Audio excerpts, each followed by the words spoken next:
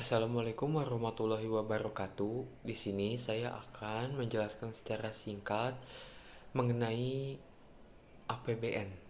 Langsung saja ke yang pertama yaitu pengertian APBN. APBN merupakan singkatan dari Anggaran Pendapatan Belanja Negara Sementara. APBN bisa diartikan sebagai rencana keuangan tahunan yang disusun oleh pemerintahan negara dan telah disetujui oleh DPR, Dewan Perwakilan Rakyat. Dalam hal ini, APBN menjadi salah satu bentuk perwujudan pasal 23 Undang-Undang Dasar 1945 yang diatur dalam Undang-Undang Nomor 20 tahun 2019.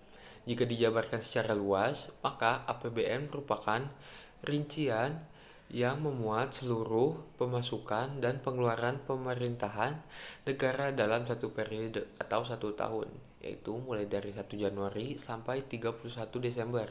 Dengan demikian, maka peran APBN sangat penting bagi kegiatan bernegara. Yang kedua yaitu ada fungsi APBN. APBN memiliki beberapa fungsi. Yang pertama yaitu fungsi alokasi. Fungsi ini bertujuan untuk membagi anggaran secara proporsional dalam rangka pengalokasian serta pemerataan pembangunan, sehingga anggaran negara harus terarah untuk menciptakan efisiensi sumber daya dan meningkatkan daya guna perekonomian negara. Untuk yang kedua yaitu fungsi stabilisasi. Fungsi stabilisasi ini bertujuan untuk menciptakan stabilitas dan keseimbangan dalam kehidupan masyarakat melalui intervensi pemerintah agar tidak terjadi inflasi yang bisa berdampak pada perekonomian rakyat. Yang ketiga yaitu ada fungsi distribusi. Fungsi ini bertujuan untuk menyalurkan dana kepada masyarakat berdasarkan pada rencana alokasi yang sudah ditetapkan. Instrumen yang digunakan berupa pajak dan subsidi. Dengan fungsi ini diharapkan masing-masing daerah bisa merasakan pembangunan yang merata. Yang keempat yaitu ada fungsi otoritas. Fungsi ini bisa diartikan sebagai pemberian kekuasaan yang menjadi dasar bagi negara untuk melaksanakan rencana anggaran, pendapatan, dan pengeluaran dalam satu periode anggaran seperti yang telah ditetapkan. Untuk fungsi kelima yaitu fungsi perencanaan. Fungsi perencanaan pada APBN digunakan untuk mengalokasikan sumber daya dan anggaran yang ada sesuai dengan perencanaan setiap tahunnya. Dengan fungsi ini, maka pengalokasian dana bisa tepat sasaran sesuai dengan yang sudah ditetapkan. Untuk fungsi yang terakhir yaitu ada fungsi regulasi. Fungsi regulasi berguna untuk mendorong pertumbuhan ekonomi negara melalui regulasi yang telah ditetapkan dengan tujuan jangka panjang untuk meningkatkan kesejahteraan rakyat. Yang ketiga yaitu ada tujuan APBN. Untuk tujuan APBN yaitu sebagai pedoman dalam penerimaan dan pengeluaran negara dalam rangka melaksanakan kegiatan bernegara. Yang kedua yaitu ada meningkatkan koordinasi antar bagian yang berada di lingkungan pemerintahan.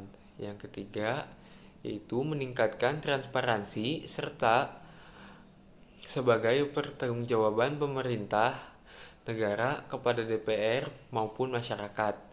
Yang keempat yaitu membantu pemerintah dalam mencapai tujuan fiskal dan memenuhi kebutuhan prioritas belanja. Yang keempat yaitu ada sumber penerimaan APBN. Untuk yang pertama yaitu ada pendapatan dalam negeri. Untuk dalam negeri itu bisa didapat melalui pajak seperti PPN, PPH, PBB, PPNP, PPNBM, dan ada juga PNBP, yaitu seperti laba BUMN dan pajak sumber daya alam.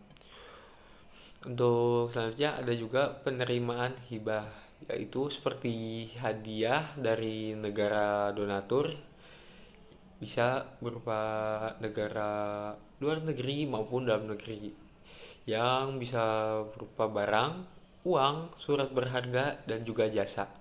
Untuk yang kelima yaitu ada jenis anggaran APBN. Jenis anggaran APBN terdiri dari pendapatan dan belanja negara.